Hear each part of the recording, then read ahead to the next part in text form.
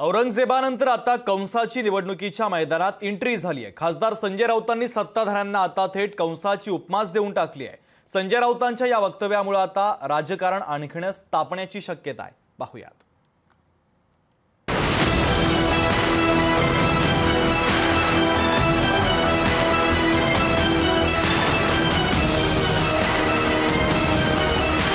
सगळ्यांनी आपल्या पक्षात यावं, दुसरं कोणी समोर राहू नये, ही औरंगजेबाची वृत्ती होती। आमच्या कंस मामाला भीती वाटते सगळ्यांची।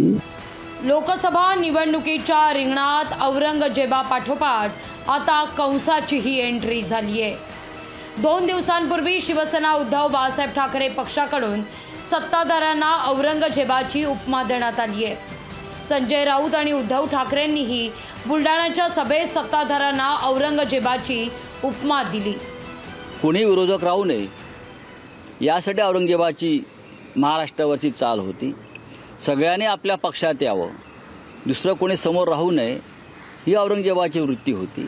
ही वृत्ती आहे आणि या वृत्तीच्या संदर्भात आम्ही चर्चा केली। मोदींनी थोडंसं त्यांचं हे मगरीचे अश्रू ढाळणं बंद करावं। केजरीवालांना झालेल्या अटकेवरून आता संजय राऊतांनी सत्ताधाऱ्यांना नवी उपमा दिली आहे। सत्ताधारी हे कंसासारखे वागत असल्याची टीका संजय राऊतांनी केली आहे। विरोधकांना कंसाप्रमाणे जेलमध्ये टाकण्याचा सपाटा लावलाय। औरंगजेबापाठोपाठ आता त्यांनी पौराणिक पात्रही निवडणुकीच्या रिंगणात उतरवल्याची चर्चा जोर धरतीये।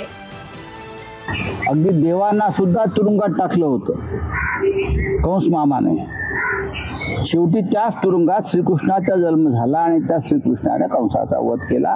या देशामधली परिस्थिती नेमकी त्याच पद्धतीची आहे।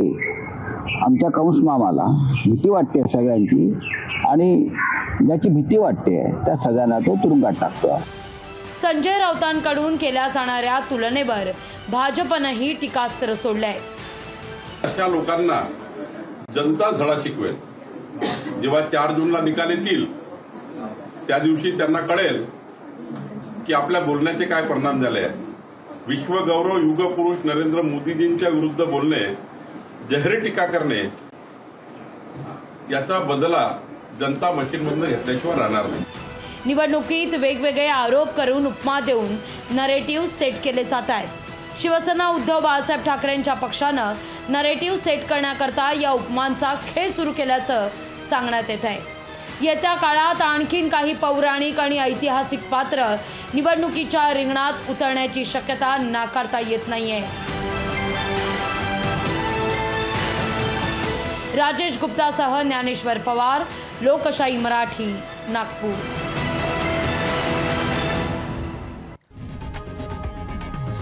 लोकशाही मराठी ऐका, पहा, जागरूक रहा।